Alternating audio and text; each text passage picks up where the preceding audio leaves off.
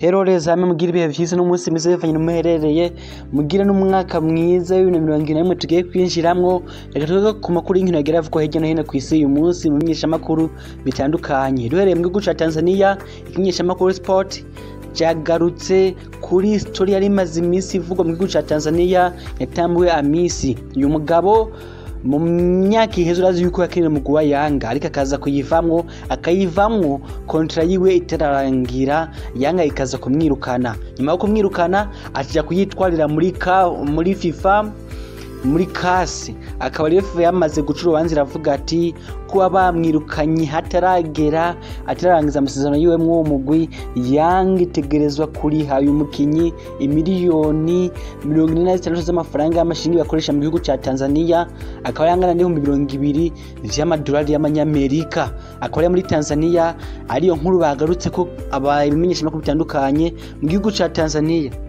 Daily Express mu gihugu c'Ubwongereza yagarutse ku ntsinzi ya Arsenal yamirihaniza umugwi wa Chelsea ibitsindo bitatu muri kimwe mu vy'ukuri, hamwe igitsindo ca Alexander Lacazette kuri penalty, igitsindo ca Granit Xhaka kuri kufra n'igitsindo ca Bukayo Saka yakururiyemwo agapira. Mu vy'ukuri igitsindo ciza cane mu gitsindo ca Chelsea cyatsinzwe na Tammy Abraham.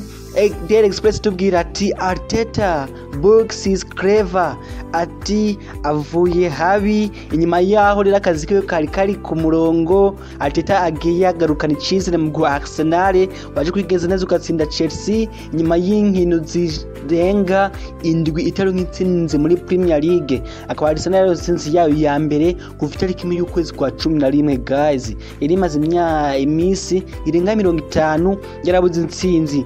Kandi kimenyeshamakuru cyarase no kurukino kwa Manchester City yamira atsinda umugwi wa Newcastle ibitsindo 2 mu busa, igitsindo ca Ike Gundogan n'igitsindo ca Ferran Torres. Bakaba bagarutse no ku majambo ya Leo Messi mu kiganiro yakoranye n'ikimenyeshamakuru la Sixtape ikiganiro kiza gusohoka uyu munsi, avuga ati amwe mu bamenyereza ba mbere nabonye mu buzima bwanje ni Pep Guardiola na Luis Enrique. Akimenyeshamakuru kiba cyagarutse no ku rukino Liverpool izakina na West Bromwich Albion uyu munsi. Ikimenyeshamakuru Daily Mail cyagarutse naco ku ntsinzi ya Arsenal na Frank Lampard muri rusangi, kitubwira kiti Chelsea mu vy'ukuri na Frank Lampard yabo babandanye kugira flop mu uyo mugwi nyuma yo gukoresha miliyoni zirenga amajana z'amapaundi basinyisha abakenyi, stile intsinzi iracagoranye. Akaba rero Frank Lampard nyuma y'urukino yavuze ati twarose ivyo twari dukwiriye bivanye nuko twakinye, ati abakinyi bakinanye ubunebwe ubona mengo sivyo barimwo, ati nibe nyene twari dukwiriye. Aba kandi Lampard yavuze ati Arsenal kabisa irazutse ikipe zititonze igiye kuzimara mu vy'ukuri. Ikimenyesha mu Daily Telegraph naco cyagarutse ku nzinzi ya Arsenal mu vy'ukuri, ubona yuko barimo barishima cyane Arsenal mu vy'ukuri. London bavuga ati icizere kiragarutse. Akora Arsenal zo cisubira gukina ku munsi wa kabiri na Brighton, mu gihe Chelsea zosubira gukina ku munsi w'ejo na Aston Villa. N'abanyafana ba Chelsea bafise ubwoba bavuga ati yemwe ko tunaniwe na Arsenal na Aston Villa tubona ikina kujya tuzoyiva imbere. Akwere urukino tugejeje ku munsi w'ejo isaha 1:30. Akaba kandi kimenyesha makuru cyagase no ku rukino Leicester imiranganya na Manchester United ibitsindo 2 mu bindi, mu gihe cyagase no ku rukino Everton imiratsinda umugwi wa Sheffield United igitsindo kimwe mu busa. Everton ikaba cirara mu kibanza ca kabiri ikurikiye Liverpool amata 29 mu vy'ukuri, ubona ko Carlo Ancelotti n'abasore biwe babandanya kwigenza neza cyane. Ikimenyeshamakuru Marca canke Marque mu gihugu ca Espagne kitubwira kiti Luka warabikoreye. Ikaba cyagarutse kuri Luka Modric agiye guhabwa kontra nshasha mu guwa Real Madrid, kontra y'umwaka umwe izotuma umugabo w'imyaka 35 avamwe uwo mugwi mu mwaka wa 2022. Ikimenyeshamakuru kitubwira kiti iyo kontra ugiye guhabwa wa mugabo we warayikoreye, ati ku myaka 35 bamwe bakinyi bakomeye bagiye ukina muri za Amerika mu Japan n'ahandi, atari kuracari mu mugwi ukina kuri performance iteye ubwoba, ati nuhabwe yo kontra shasha warayikoreye.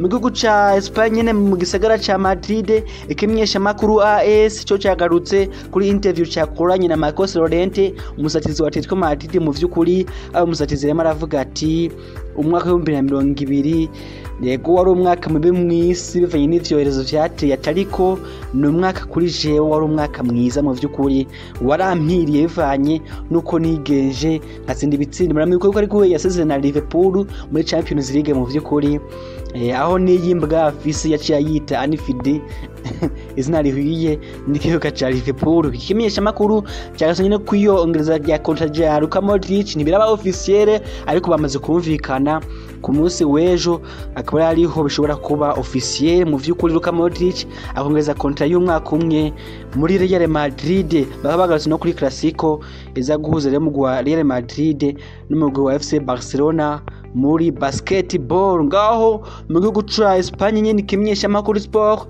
cyagarutse kuri Eric Garcia hamwe na Memphis Depay, kaba kitubwira kiti Eric Garcia biritezwe yuko azosinya contrat mu kwezi kwa mbere muri FC Barcelona, akazosinya pre-contract, akaba azosinya contract muri Manchester City, hanyuma azocija muri Barcelona mwici bugurira indi soko ry'igura n'igurisha ry'abakenyi. Ati Barcelona igiye gukora ibishoboye vyose musinyisha hakiri kare kugira ntibize biteze ikibazo mwici nibamwifuza. Ikimenyesha makuru kitunatubwira yuko rero ivyerekeye Memphis Depay we vyevyo bibandanya kwanka.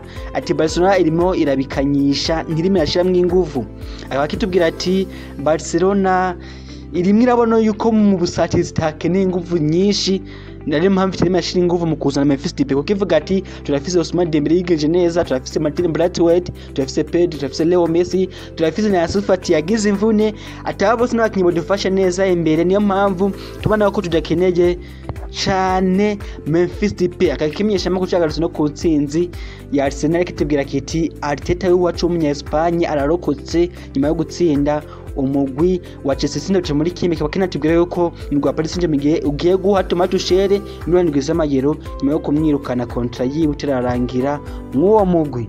Mundo Deportivo y'i Catalonia nayo yagarutse kuri Eric Garcia itubwira ati priorite ya mbere ya FC Barcelona mu kwa mbere ni Eric Garcia. Ikimenyesha makuru kinatubwira yuko rero Pochettino ngo yifuza Leo Messi, akaba ari inkuru y'iravuga ku munsi w'ejo mu vy'ukuri bavuga ati Pochettino agishika muri Paris Saint-Germain ikintu ca mbere ashaka ni Leo Messi. Nk'uko ikimenyesha makuru Parisien cyabivuze, akaba Leo Messi guhera ku munsi wa gatandatu azaba yemerewe kuganira n'umugore we wese ashaka kujamwe ku buntu. Akaba rero abantu bavuga ati hari ubwoba bwinshi cyane yuko Leo Messi ashobora kuva mw'uwo mugwi wa FC Barcelona mu kwezi kwa mbere canke mwiciriza contrat yiwe imaze kurangira, akigira mu gwa Paris Saint-Germain urimo urashira ingufu nyinshi cyane mu kumurondera, naho n'umugwi wa Manchester City na za Inter Miami zo muri Amerika za wa David Beckham nayo bandanya kwerekana yuko uri muri yifuza Leo Messi yungamaze gutwara Ballon d'Or standard. Ikimenyesha makuru Corriere dello Sport mu gihugu c'Ubutaliyano cyagarutse kuri Inter de Milan kitubwira kiti Inter de Milan areba ukuntu yoguranya abakinya Paris Saint-Germain igatanga Eriksen vyase ko yadapta mw'uwo mugwi w'Milan nayo bakayiha Paredes umukinyi wo hagati nyine wa Paris Saint-Germain. Ikimenyesha makuru kaba kinatubwira yuko Cristiano Ronaldo mu vy'ukuri ari wewa na mukaruhuki Dubai ameze neza cyane. Kaba kinatubwira ko Zaniolo agasore ka AS Roma nyuma yo kugira imvune muravyibuka mu meza heze, imvune ikomeye cyane kaba kamaze kugaruka mu myimenyerezo. Kimenyesha kinatubwira ko Ancelotti mu vy'ukuri yigenje neza afata ikibanza ca kabiri nyuma yo gutsinda mugwi wa Sheffield igitsindo kimwe mu buso ca Sigurdsson ku minota 80. Kimenyesha makuru Tutto Sport cyagarutse naco kuri za transfer kitubwira kiti Mesut Ozil na Laurent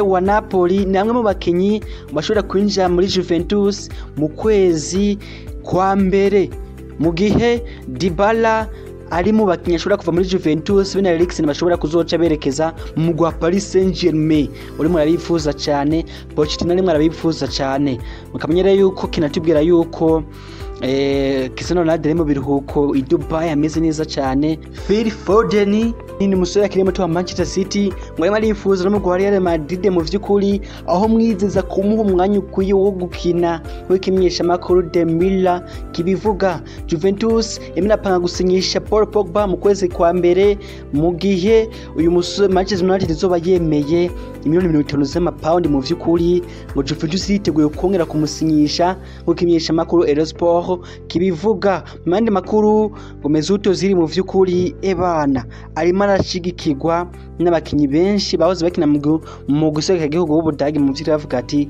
Arsenal iramukeneye cyane. Mu yandi makuru Wolverhampton ngo nayo irifuza Luka Jovic umusatizi wa Real Madrid, ikaba kandi nifuza Divock Origi wa Liverpool, mwabo babiri ishaka nk'umusatizi umwe mu kwezi kwa mbere uza kubafasha kokipa ikibanza ca Raul Jimenez yagize imvune idasanzwe banavyuka babamana imitwe na David Luiz. Myandi makuru Tottenham irifuza kabisa Marcel Sabitzer, muramuzi kabisa umugabo ebana mu playmaker wa hatari akina mu gwa Leipzig, akaba rero umugabo ashobora kuja mu gwa Tottenham muri sama yo mu mwaka uza nkuko Jose Mourinho yaramwifuse mwe biteye ubwoba cyane. Myandi makuru akaba rero umusatizi wa Arsenal akiri muto kitwa Folarin Bargain karimo karifuza cyane mu gwa Liverpool. Mu vyukuri bavuga ati aka gasori karakaze cyane turimo turakifuza, mu gihe Sevilla na AC Milan zirifuza Florent Thauvin umugwa Marseille kabisa, umugabo wo mu Faransa arimo rifuzwa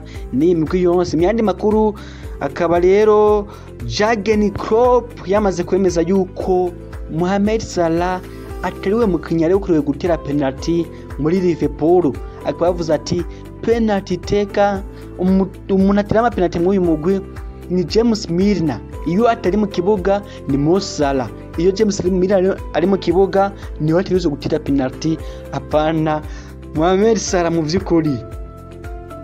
Akaba rero guys, mu yandi makuru mu ndwi heze abafana baratoye best signing in Premier League history.